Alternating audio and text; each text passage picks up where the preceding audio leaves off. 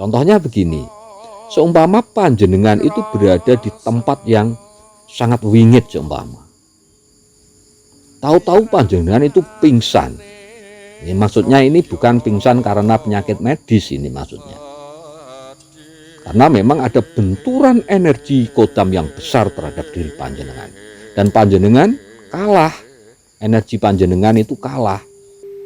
Lintang-lintang wengi.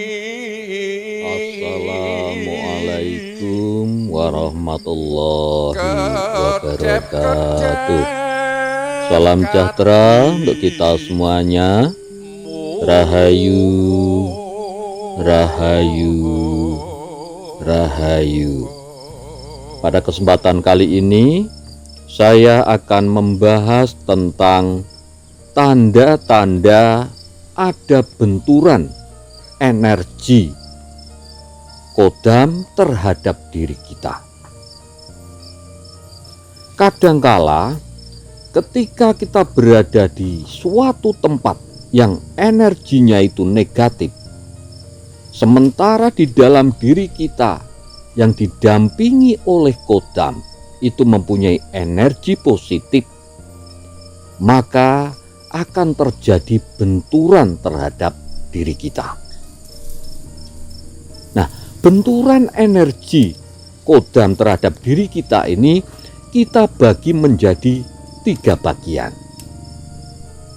Yang pertama adalah taraf yang ringan. Nah, jadi kalau ada benturan energi kodam terhadap diri kita yang efeknya adalah ringan, itu mempunyai tanda-tanda. Jadi setiap bagian, yaitu tahap ringan, kemudian taraf sedang, kemudian taraf yang berat atau taraf yang tinggi, itu mempunyai tanda-tanda yang berbeda-beda semuanya. Kalau taraf ringan itu biasanya kalau ada benturan energi kodam terhadap diri kita, itu sepertinya kita itu kadang-kadang merasa tidak enak, kemudian merasa tidak betah. Nah, semacam itu salah satu tanda kalau ada benturan energi kodam terhadap diri kita, tetapi tarafnya masih ringan. Contohnya begini, ketika panjenengan bertemu dengan seseorang seumpama, kok panjenengan itu merasakan kalau kok rasanya orang ini kok tidak nyaman berdekatan dengan orang ini, kok tidak enak, kok merasa tidak betah. Nah, itu artinya panjenengan itu benturan energi sebenarnya, tapi tarafnya masih ringan. Itu tanda-tandanya semacam itu. Jadi tidak betah, kadang merasa gerah, kemudian merasa tidak nyaman. Nah, itu taraf ringan itu. Kemudian yang nomor 2 adalah taraf sedang. Nah, kalau kita benturan dengan energi kodam, entah itu energi kodamnya orang lain ataupun energi kodam di suatu tempat tertentu yang angker, itu kalau kita merasa pusing, kemudian mual-mual, bahkan kadang muntah, nah itu artinya kita berbenturan dengan energi kodam, tapi tarafnya adalah taraf sedang. Jadi tanda-tandanya semacam itu. Kepala pusing, kemudian mual-mual, kemudian muntah. Nah, itu. Kemudian tanda yang selanjutnya itu biasanya tubuh kita ini merasa lemas, seperti tidak ada dayanya. Nah, ini kalau energi yang kita miliki ataupun kodam yang kita miliki itu rendah energinya, atau setidak-tidaknya kalah benturan, itu badan kita bisa menjadi lemas. Itu tanda-tanda kalau kita itu benturan dengan energi kodam orang lain yang tarafnya adalah taraf sedang. Jadi hanya sekedar pusing, mual-mual, kemudian muntah, kadang-kadang terus badan itu menjadi lemas. Nah itu. Kemudian yang nomor 3, ini yang taraf tinggi atau berat. Kalau benturan dengan energi kodam yang tarafnya berat, itu cenderung kita itu langsung pingsan. Biasanya pingsan dan setelah bangun itu tidak tahu apa-apa. Seperti tidak terjadi kejadian apa-apa. Contohnya begini, seumpama panjenengan itu berada di tempat yang sangat wingit seumpama. Tahu-tahu panjenengan itu pingsan. Ini maksudnya ini bukan pingsan karena penyakit medis ini maksudnya. Karena memang ada benturan energi kodam yang besar terhadap diri panjenengan. Dan panjenengan kalah. Energi panjenengan itu kalah. Makanya panjenengan bisa pingsan. Kemudian tanda yang selanjutnya kalau yang sudah berat, itu setelah panjenengan sadar dari pingsan, itu badan panjenengan itu ada yang sakit.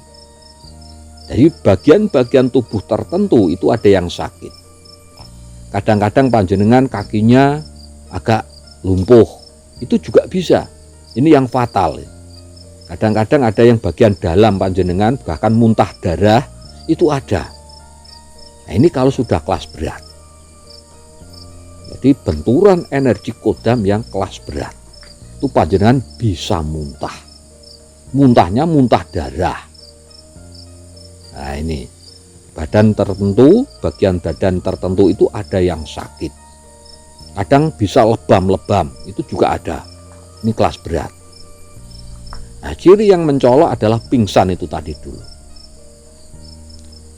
Makanya ketika panjenengan itu berada di suatu tempat yang energinya negatif, sementara panjenengan mempunyai energi yang positif, kalau sudah merasakan yang taraf ringan, yaitu mungkin panjenengan merasa sudah gerah, tidak enak, seperti ada yang membentur tubuh kita, itu panjenengan harus sudah siap-siap, harus bisa menetralkan energi negatif dari kodam tertentu itu tadi yang berada di luar tubuh kita, yang memang benturan dengan energi kodam kita.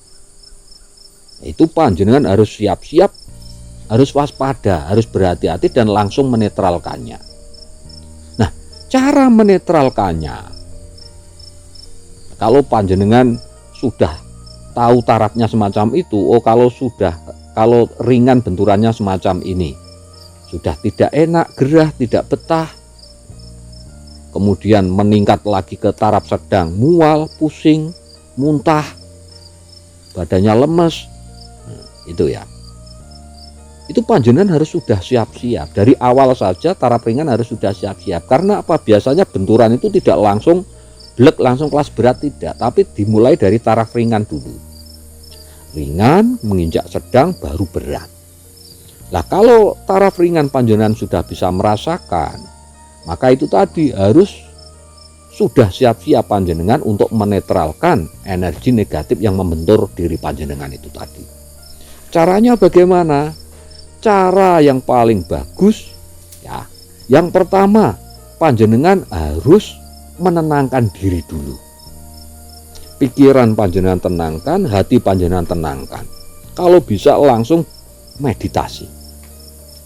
Nah, itu cara untuk menetralkan benturan energi negatif dari kodam lain. Karena apa? Dengan meditasi itu energi di dalam tubuh panjenengan akan meningkat. Di energi positif dalam tubuh panjenengan ketika sudah meningkat dan besar, maka akan bisa menetralisir energi-energi negatif di luar tubuh panjenengan itu tadi. Kemudian juga bisa menggunakan cara pernapasan. Dengan tarik napas pelan-pelan, tahan, lepaskan pelan-pelan. Itu panjenengan ulang-ulang terus. Tarik napas, tahan, lepaskan pelan-pelan. Nah, itu juga bisa menetralkan energi negatif di luar tubuh panjenengan. Kemudian cara yang nomor 3, bisa menggunakan doa-doa dan wirid-wirid tertentu. Contohnya, setelah mengetahui itu dan sudah merasakan ada benturan energi kodam, panjenengan bisa langsung membaca istighfar. Ini bagi yang beragama Islam. Itu juga bisa. Astagfirullahaladzim, astagfirullahaladzim, itu bisa menetralkan. Atau juga bisa menggunakan sholawat, itu juga bisa. Sholawat nurdat, itu juga bisa.